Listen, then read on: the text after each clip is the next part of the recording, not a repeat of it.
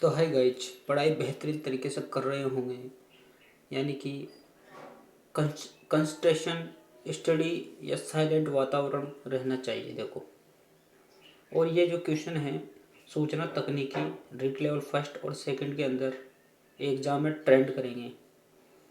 आपको बोर्नविटा के साथ साबित होंगे ये क्वेश्चन। तो चैनल को तो आप अभी सब्सक्राइब कर लो, नौकरी तो लगेगी आपकी पक्की है। और सब्सक्राइब जरूर कर लेना चैनल को, और अनसब्सक्राइब तब करना तब नौकरी लगती है। ठीक है फ्रेंड्स। और जहाँ तक शेयर भी करें व्हाट्सअप और अपने ग्रुप में, ताकि मैं और अच्छे अच्छे क्वेश्चन में लाता रहूँ। क्योंकि तकनीकी से संबंधित चिकित्सा क्षेत्र में विज्ञान है ना, एक्स किरण, सीटी स्कैन, शल्य चिकित्सा, अल्ट्रासाउंड तथा लेजर किरणें, यहाँ से भी क्वेश्चन ट्रेंड करेंगे। यानी कि फर्स्ट क्वेश्चन है कि रोजी क्या है। अब देखो, रोजी एक एक ट्रांसजेनिक बकरी है, या एक ट्रांसजेनिक भेड़ है, या फिर एक ट्रांसजेनिक गाय है। तो आप जानते हो कि रोजी एक ट्रांसजेनिक गाय है।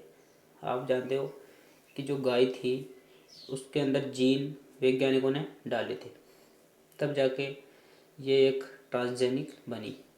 आगे बढ़ते हैं कि सोनोग्राफी में कौन सी तरंगें काम में ली जाती है। यानी कि सोनोग्राफी होती है, अब सोनोग्राफी महिलाओं की अधिकतर होती है आजकल। तो एक्सरे या विद्युत चुंबकीय तरंगे या लेजर प्रकाश, तो प्रासरव्य काम में ली जाती है। ध्यान रखना, प्रासरव्य जो तरंगे हैं वही काम में ली जाती है। आगे बढ़ते हैं कि GMO, यानी कि जो GMO है वो क्या है। अब देखो, आप आनुवांशिक परिवर्तित जीव है, या आनुवांशिक आधुनिक जीव है, या आनुवांशिक रूपांतरित जीव है, या आनुवांशिक मिश्रित जीव है।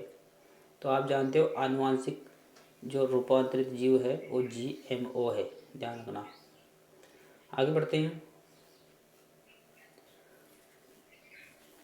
कि निम्न में से गैस लेजर नहीं है। जानते हो, ruby laser, CO2 laser, helium neon laser, या N2 लेजर। तो रूबी लेजर है जो नहीं है, और CO2 लेजर है, हीलियम नियोन लेजर है, और नाइट्रोजन लेजर है। आगे बढ़ते हैं कि जीव में यकायक पेतक परिवर्तन को कहते हैं। जीव में यकायक, अचानक, अब देखो जीव में अचानक पेतक परिवर्तन आ जाता है तो उसको क्या बोलते हैं? उत्परिवर्तन। सीधी बात है। प्रजनन नहीं बोलेंगे, प्रजनन अलग चीज़ होता है। कलोनल चयन, अनुकूलिता, यह दोनों अलग होती है। आगे बढ़ते हैं कि लेजर किरणों का उपयोग किया जाता है।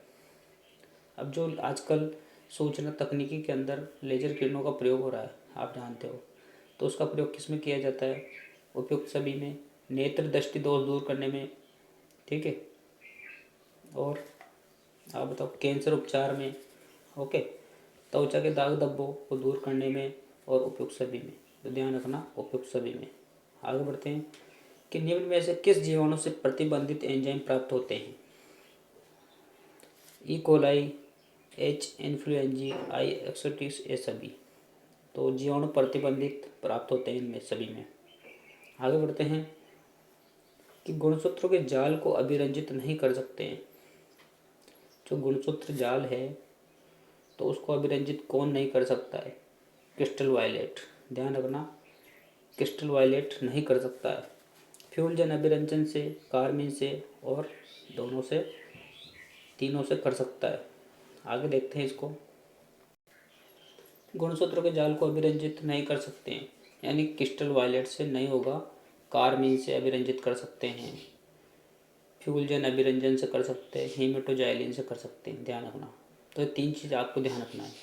जीनों के साथ वंशागति की परिघटना तथा पैतृक युग्मों को संतति में बनाए रखने को कहते हैं, उसको बोलते हैं सहलग्नता। देखो, ये सारे क्वेश्चन हर एग्ज़ाम में आए हुए हैं, तो इसको गौर करके आपको अच्छे से एक दो बार रिवीजन याद ही कर लो इनको, क्योंकि ये एग्ज़ाम में पहले आ चुके हैं।